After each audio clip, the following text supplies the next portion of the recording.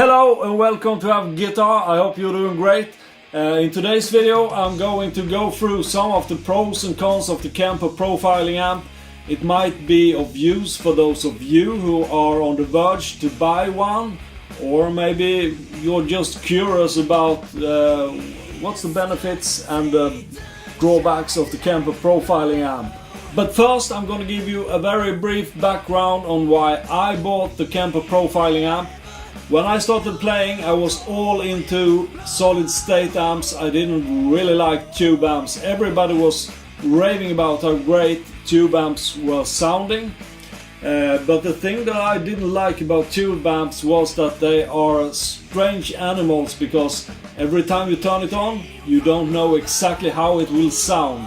It might not be the end of the world.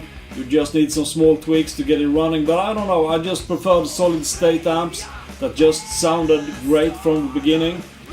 However, eventually I learned to love tube amps as well, of course. But on the other hand, I've always been open for new stuff, you know. It's fun with gadgets, it's fun to try out new stuff. Many times I use an analog where you can see progress as a train, and then you have really just three options. You can be left behind, you can be run over, or you can jump aboard and just laugh along the ride, right? So you gotta be in on whatever is happening, because otherwise you will be either run over or left behind in some way. For some people that might be good, but I'm not one of those people. So I've tried loads of stuff when it has become available in the stores, like the Zoom unit. I don't even remember what it's called. It's a really small one.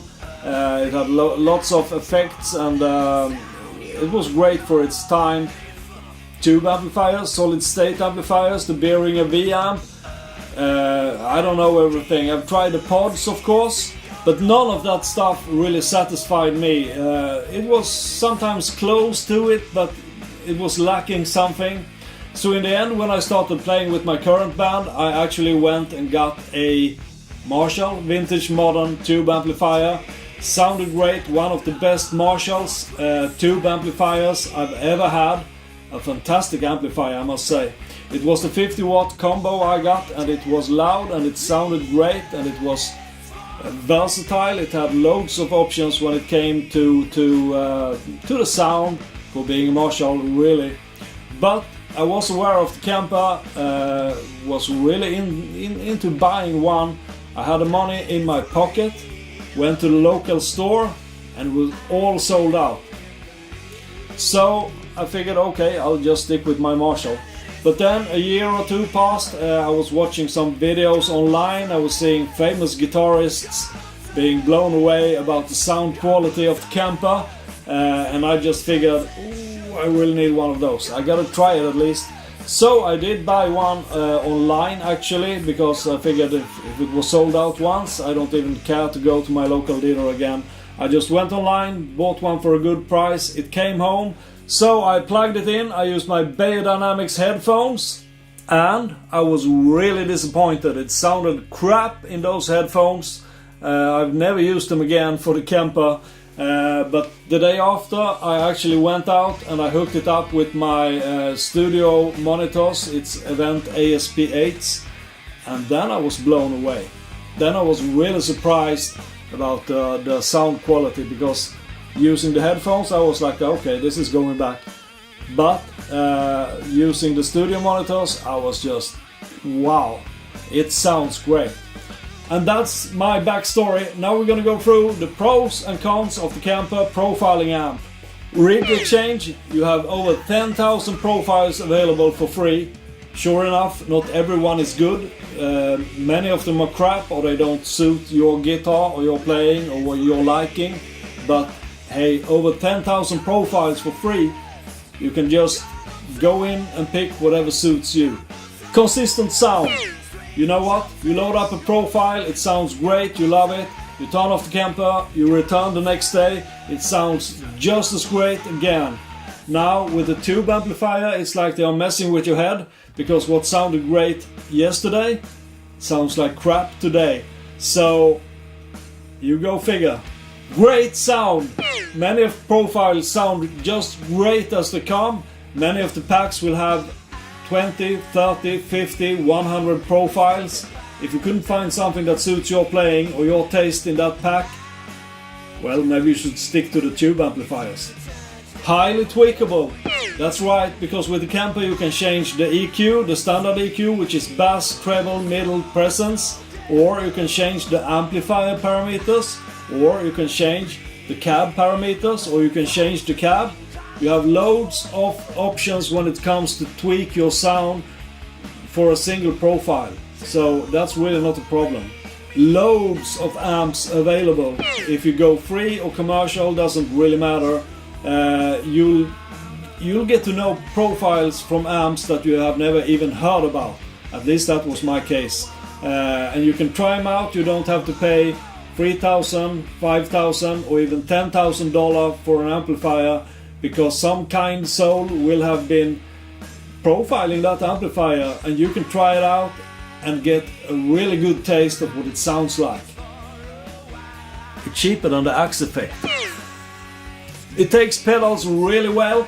Now I only have distortion and overdrive here, but it takes reverbs, delays, choruses, whatever you put into it. Really good. And you know what? Many of the time you don't even need it, because the effects in the Kemper are not as bad as people say. They might not be as good as the Axe effect. I haven't tried one. But many of the effects in the Kemper are just, well, maybe not stellar, but they are really good. And many of the amps are already dripping with gain, so I don't know why I took the distortion pedals as an example, but you know what? If you need to put in a pedal to the Kemper, you can absolutely do it. So a little bit about the cons of the Kemper. I'm absolutely no fanboy. I just love new equipment, and I mean, if it's good, right? So one of the things that are bad with Kemper is that you don't get the software editor for Mac or PC with it, because that would ease things up. Not that it's impossible to tweak it within the Kemper LCD screen, but of course a real software editor would be really nice. Too much to choose from? I don't know, you could get into that situation where you just download profile after profile, you buy rig pack after rig pack, try out new great amplifiers you have never even been close to, you discover new sounds, new possibilities. Wait a minute, I'm not sure if that's a con. The effects in the Kemper are not on par with the Axe effects. That's hard to say. But I read it on the internet, so it's gotta be true, right? I don't know about that. No, but I'm pretty sure there's some substance to it. But on the other hand, I don't think that the effects in the Kemper are bad in any way. I seldom use the distortion effects, because I don't need it. I have a bunch of distortion pedals myself. Many of the profiles, if you're looking for high gain, profiles comes, if not profile with the stomp box already, they have gain enough for anyone, I would say. But the only effect that I really feel needs some loving in the coming update is the reverbs of the Kemper. Otherwise I think they are doing just great. Going digital doesn't necessarily mean that you'll get less to carry. I mean, the Kemper itself, it's small enough, but then you might need a foot unit, that's a big one. And you might need some pedals if you're not happy with the internal effects of the Kemper. You might need a cab, you might even need a 4x12 cab, and then you're carrying again. So, but on the other hand, you can of course line the Kemper to the PA directly. But I mean, it's really up to you. For me, I don't know, I've talked about this in other videos. I've searched for different ways to run the Kemper to get that good sound live that I have in the studio, but I ended up with the Boss Katana instead as a cheap live gig rehearsal solution, really. Well, that's the end of the video. I hope you liked it. I hope it gave you something to think about when it comes to the Kemper. Did it? Please leave a comment below here. If it did, and you know, if you liked the video, which I hope that you do, please do subscribe to Have Guitar. I need subscribers, I would also like to say a big thank you to all of you who already do subscribe, both old supporters and new ones. And if you're about to support me by subscribing, thanks to you too. That's just great.